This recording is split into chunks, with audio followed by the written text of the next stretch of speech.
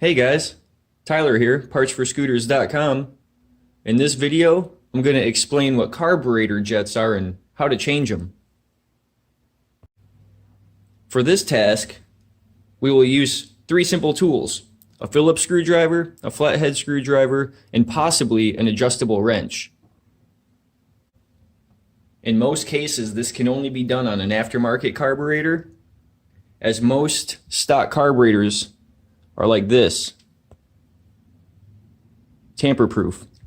You can't access the bowl and you cannot access the air fuel screw either. So in today's video, I will be showing you with an aftermarket carburetor for the QMB 139 engine platform. Let's get started. The first thing we're going to want to do is remove the bowl of the carburetor to access the jets. On this carburetor, it can be found by removing these 3 screws. Some other carburetors will have 4 screws, like on the larger GY6.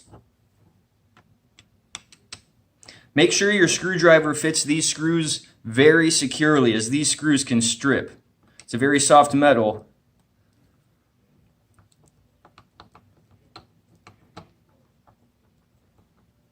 You can go ahead and remove each screw and lay it off to the side.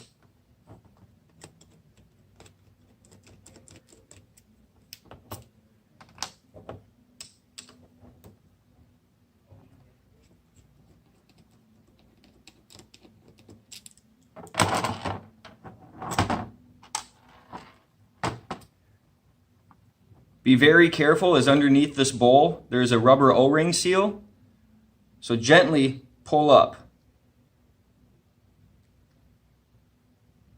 You can now lay the bowl off to the side.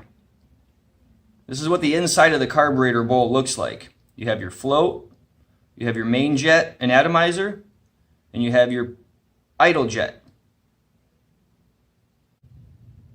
So let's take a little bit closer look at this carburetor. Here on the top, all the way at the top, with the flathead notch in it, that's your main jet. That main jet is threaded into the piece right below it, which is your atomizer. And sometimes when you go to remove this main jet, it'll pull the atomizer out with it. Keep that in mind. This little bugger down here, that's your idle jet. When removing these jets, make sure the tip of your flathead screwdriver fits into the jet good and snug. You do not want it to be too large to where you can't get a good bite into the jet. As soon as it breaks free, you should be able to use your fingertips and go ahead and unscrew this out. And this is our tiny little main jet. Most of the time they'll have a little number on the side indicating what size they are. This stock one does not. I'm going to pull out the atomizer so you can see that as well. I don't like to use pliers because pliers can actually mar up the side of this. And again, once it breaks free, you should be able to screw it out with your fingertips. And this is our atomizer. It's what helps mix the air and fuel together. I'm going to lay that off to the side. And now for the idle jet. A little bit different looking.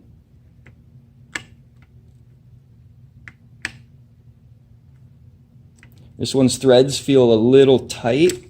No big deal. Just work through it.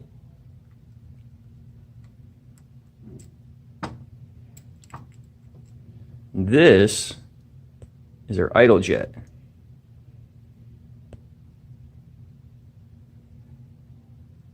We're not going to be changing this today. Normally you don't have to change this too often, only a couple sizes. Say if you big bore, you might have to go from a 32 to a 34 sometimes. So I'm going to go ahead and screw that right back down in.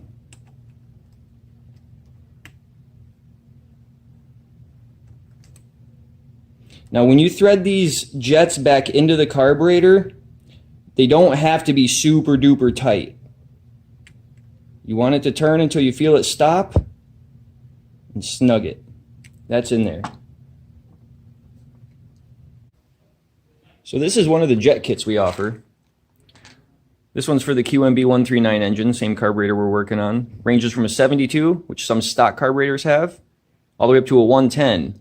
Most of the time you won't be needing to go this high at all ever unless you're getting into race applications.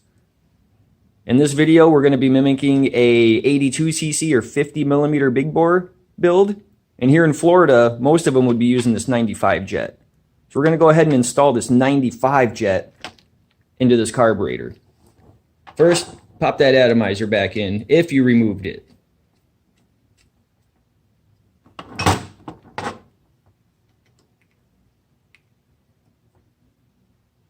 I'm just going to snug this down, never too tight.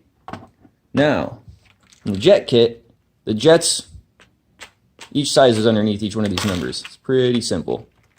So I'm going to go ahead and take the 95 main jet out. Thread that in by hand. And we'll take our flathead and snug that one right down in.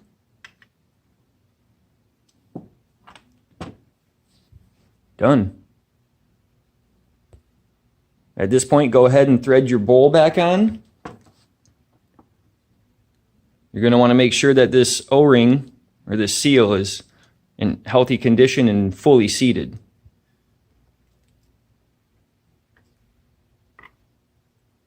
One thing you want to keep in mind with these carburetors is this this rubber boot right here, that this doesn't come off.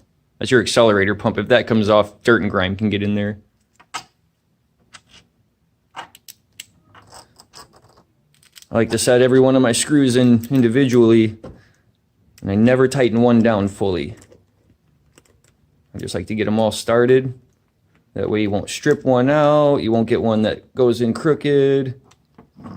Once they're all started, then you can crank them down. But again, you never want to over tighten these things. Once the screws stop, you just want to snug it down.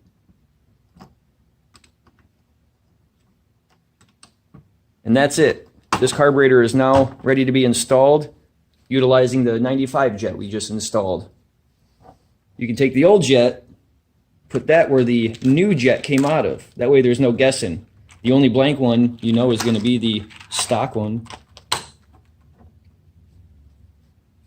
I hope you enjoyed this quick tutorial on jetting the carburetor. The jet kit used in this video was our part number 114-49. And the carburetor used in this video was our part number 151-222, the 20 millimeter carburetor. If you have any questions or comments, feel free to drop the lines below. Click that like, click subscribe. We're going to have more videos coming out here every week. Thanks.